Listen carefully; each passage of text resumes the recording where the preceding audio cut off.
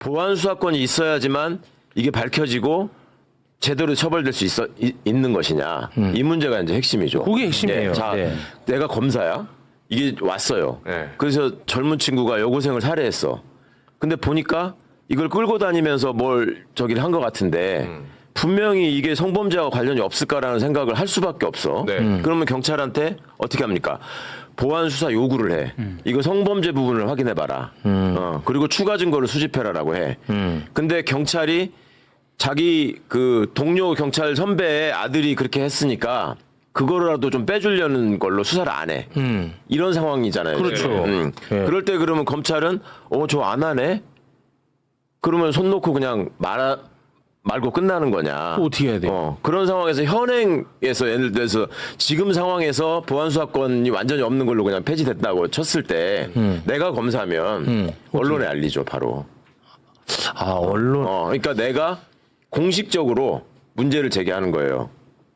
아, 근데 강제 수사권이 있는 수사기관에서 언론을 한 번 더 거친다는 거는 조금 이게 아니 너무 수고로운 거 왜냐하면 아닙니까? 제도가 있는데 그 돌아가지 않으면 그러니까 그렇게 해서 알려서 이거를 지금 경찰이 수사를 안 하고 있다. 그건 뭐 최후의 수단일 수 있는 그 다음에 거기에 경찰에 대한 징계 요구나 사람을 바꿔라라는 요구권까지 포함되어 있단 말이에요. 이걸 네. 공표하는 거예요. 그러면 경찰이 그냥 그거를 그냥 뭉개고 넘어갈 수는 없어요. 최근에 최강욱 전 의원의 잇따른 언행은 단순한 설화로 넘기기 어렵습니다. 정치인의 언어가 어디까지 무책임해질 수 있는지, 극단적인 당파성이 어떻게 피해자의 고통과 법치의 원칙을 가볍게 만드는지 보여주는 사례이기 때문입니다. 자, 먼저 짚어야 할 것은 바로 어제 최욱의 매불쇼에서 나온 발언입니다. 방금 보신 대로 또 오늘 많은 이야기가 있었습니다만은 최강욱 전 의원은 보안 수사권 완전 폐지를 주장했지요. 경찰이 보안 수사를 하지 않으면 검사가 언론에 알려서 문제를 제기하면 된다. 이런 취지의 해법을 제시했습니다. 그러나 법률가 출신 정치인의 발언이라고 볼 수 있을까요? 대단히 위험합니다. 제도의 공백을 정식 절차가 아니라 언론 플레이로 메우자는 발상 아닙니까? 수사 절차와 인권 보호의 원칙을 동시에 흔들었습니다. 자, 이 발언에는 두 가지 문제가 있습니다. 첫 번째, 피의사실 공표죄와 정면으로 충돌할 수 있습니다. 형법 126조는 검찰과 경찰 등 수사기관 종사자가 공판 청구 전에 피의 사실을 공표하는 행위를 금지하고 있습니다. 수사가 제대로 이루어지지 않는다고 해서 수사기관이 언론에 정보를 흘리고 여론전을 벌이는 방식은 법률이 정한 절차를 우회하는 일입니다. 이는 피의자의 방어권과 인권을 침해할 수 있을 뿐 아니라 수사의 공정성 자체를 훼손하는 것입니다. 근데 이걸 하자고요. 두 번째, 제도 개혁론으로서도 무책임합니다. 보안 수사권 폐지를 주장하려면 그 이후에 생길 수 있는 수사 공백을 어떻게 제도적으로 보완할 것인지 함께 제시해야 합니다. 그런데 그 대안이 공식 절차도 제도 설계도 아닌 언론을 통한 문제 제기라면 이건 개혁이 아니라 책임 회피에 가까운 것이죠. 아마 이것 때문에 많은 분들이 공분하셨을 겁니다. 법률가이면서 정치인이라면 제도의 허점을 정치적 편법으로 메우려고 해서는 안 되는 것 아닙니까? 문제는 이런 언행이 일회성에 그치지 않는다는 점입니다. 조국 혁신당 정치 아카데미 강연 중에 이런 말을 했었죠. 당내 성비위 피해자의 호소와 당원들의 문제 제기를 두고 그게 죽고 살 일인가? 조국을 감옥에 넣어놓고 그 사소한 문제로 치고받고 싸운다. 이런 취지로 말했습니다. 성비위 사안을 사소한 문제로 축소하고 피해자 고통을 진영의 대의 앞에서 부차적인 것으로 밀어낸 셈이죠. 타인의 보험죄 피해와 고통을 자극적으로 언급하면서 피해자에게 2차 가해가 될 수 있는 언어를 사용했다는 점에서도 매우 부적절합니다. 이런 반복된 망언은 단순한 말실수로 보기 어렵습니다. 정치학과 언어윤리의 관점에서 보면 이는 극단적인 진영주의가 낳은 구조적 결함에 가깝습니다. 정치가 부족주의로 흐른다면, 진영 논리에 갇힌다면 우리 편의 거대한 투쟁을 위해서는 내부의 인권 침해나 절차적 문제점은 사소하게 여겨도 된다. 이런 왜곡된 윤리가 생겨납니다. 진영을 지키는 명분이 커질수록 개인의 피해, 법적 절차, 윤리적 책임은 뒤로 밀리는 것입니다. 이것이야말로 정치적 도덕적 해이가 아닐 수 없습니다. 피해자의 고통보다 진영의 상징을 앞세우고 수사 절차의 정당성보다 정치적 효율을 우선시하는 태도는 민주주의를 내부에서부터 갉아먹습니다. 하버마스의 담론윤리 관점에서도 이 문제는 심각합니다. 민주주의가 작동하려면 합리적이고 비판적인 대화, 그리고 다른 사람에 대한 최소한의 존중이 전제돼야 합니다. 그러나 상대를 악마화하고 거친 비속어와 자극적인 비유로 지지층의 분노만 자극하는 정치 언어는 공론장을 수기의 공간이 아니라 감정적 진영 대립의 무대로 전락시키는 것이죠. 결국 민주적 담론은 사라지고 남는 것은 환호와 조롱, 편가르기 뿐입니다.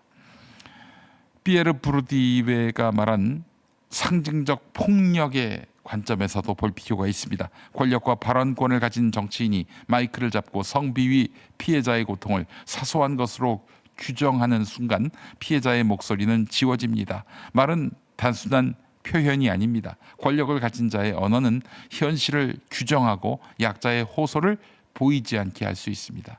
그런 점에서 최강욱 전 의원의 언어는 피해자의 고통을 소멸시키는 상징적 폭력에 가깝다는 평가를 받을 수 있습니다. 막스 베버가 말한 신념윤리와 책임윤리의 구분도 떠올리지 않을 수 없습니다. 베버는 정치인에게 결과를 고려하지 않는 맹목적 신념윤리보다 자신의 말과 행동이 초래할 현실적 결과를 직시하는 책임윤리가 필요하다, 이렇게 말을 했어요. 최강욱 전 의원의 언어는 자신이 옳다고 믿는 신념을 과시하는 데 치중할 뿐 그 말이 피해자와 시민사회, 법치주의의 어떤 상처로 남을지 충분히 숙고하지 않은 것으로 보입니다. 이게 바로 책임없는 신념의 과시인 것이지요. 더구나 최강욱 전 의원의 언어는 이미 여러 차례 현실적 파장을 낳았습니다. 김어준 씨가 이동재 전 채널A 기자에 대한 허위사실 유포 혐의로 징역 1년을 구형받았지요. 이제 선고가 남았는데 뭐라고 했습니까? 김어준 씨가 최강욱 전 의원이 SNS에 올린 내용을 사실로 믿고 그대로 방송에서 읽었다, 이렇게 밝혔습니다. 이동재 전 기자가 수감 중이던 이철 씨라는 분에게 접근해서 유시민에게 돈을 주었다고 말하라, 이렇게 협박했다는 취지의 주장. 네, 그 원출처가 바로 최강욱 전 의원이었어요. 최강욱 전 의원이 이렇게 SNS에 올린 내용을 김어준 씨가 방송에서 읽었는데 최강욱 말을 믿었다, 이렇게 김어준 씨가 변명을 했습니다. 자, 그렇다면 최강욱 전 의원도 책임이 크지요. 왜 확인되지 않은 말을 그렇게 단정적으로 했는지. 이것 때문에 본인도 벌금형을 받았어요. 확정 판결로. 최강욱 전 의원의 책임은 여기에 그치지 않습니다. 그는 문재인 정부 청와대 공직기강 비서관으로서 윤석열 전 검찰총장에 대한 인사검증에 관여했던 핵심 인사 중 한 사람으로 알려져 있습니다. 결과적으로 윤석열 정권의 출범은 한국 사회에 극심한 정치적 혼란과 고통을 안겼습니다. 물론 그 책임을 한 사람한테만 돌릴 수는 없겠죠. 그러나 당시 권력 핵심부에서 인사검증을 담당했던 사람이라면 적어도 그 과정에 대한 역사적 정치적 부채감을 가져야 마땅할 것입니다. 오히려 진영의 대의를 앞세워서 법적 절차를 가볍게 여기고 피해자의 고통을 사소화하며 확인되지 않는 말을 거칠게 던지는 현재의 태도는 그런 성찰을 찾아보기 힘듭니다. 검찰개혁이라는 명분마저 훼손할 수 있는 것이고, 개혁은 법치와 인권의 이름으로 수행돼야 한다는 원칙. 네, 법치를 우회하고 인권을 짓밟는 언어로는 어떤 개혁도 정당성을 얻을 수 없다는 윤리. 이 모든 것과 배치되는 것 아니겠습니까? 이제 필요한 것은 더 큰 목소리가 아닙니다. 더 선명한 목소리도 아닙니다. 최강욱 전 의원에게 필요한 것은 정숙한 성찰입니다. 정치인이라면 그리고 법률가라면 자신의 말이 남길 상처와 파장도 미리 내다볼 수 있어야 합니다. 책임 있는 정치의 출발은 바로 그 침묵과 반성에서 시작되는 것입니다. 스스로의 신념을 정당화하기 위해서 타인의 고통을 폄하하고 법치의 원칙을 흔들며 진영의 환호에 기대는 언어는 이제 더 이상 정치가 아니라 언어적 폭력 아닙니까? 네. 자, 오늘 낮 2시에 뉴잼스가 방송됩니다. 김효성 앵커가 진행하고요. 신인규 변호사, 이석현 정치평론가가 함께합니다. 낮 2시에 김용민 TV 많이 시청해 주시기 바랍니다. 오늘 방송 마칩니다. 고맙습니다. 광고 죄송합니다. 예. 광고가 하나 남았네요. 죄송합니다. 예. 예. 정신이 없어요. 자, 느론 야채수 광고입니다. 지금처럼 습하고 더운 여름 이거 꼭 챙기셔야 합니다. 바로 느론 야채수입니다. 근데 이 3차 물량이 출고된 지 얼마 되지 않았는데 주문 폭주 때문에 준비된 수량이 전량 완판되었습니다. 자, 다음부터는 다음 추출 물량을 선점하시는 긴급 예약 판매로 전환된다는 점 양해 부탁드립니다. 에비앙급 미네랄을 품은 경도 200 이상의 제주 용암 해수에 100% 유기농 야채를 진하게 우려냈습니다. 단순히 비싼 프리미엄 생수 사 드시는 것보다도 훨씬 이득입니다. 물만 마시는 것이 아니라 야채에 살아있는 영양도 모두 챙기는 것이니까요. 예. 먼저 받아보신 분들의 후기가 증명합니다. 아침이 다르다. 변비까지 싹 사라졌다 라면서 드셔보신 분들이 먼저 알아보시고 수십 팩씩 쟁여두고 계십니다. 그래서 지금 생산 라인을 24시간 풀 가동하고 있는데도 물량이 모자랄 지경이에요.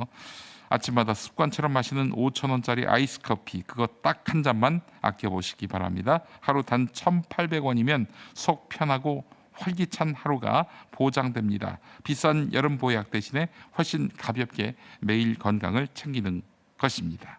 7월 20일부터 순차로 출고될 4차 물량 또한 지금 예약하지 않으시면 언제 마감될지 모른다고 합니다. 화면 보고 계신 분들 지금 즉시 아래 링크를 누르셔서 예약 순서부터 확보하시고요. 운전 중이신 분들은 느론 야채수 5글자만 기억하셨다가 차 멈추자마자 바로 검색해 주시기 바랍니다. 자, 광고까지 마쳤습니다. 여러분 2시에 뵙겠습니다.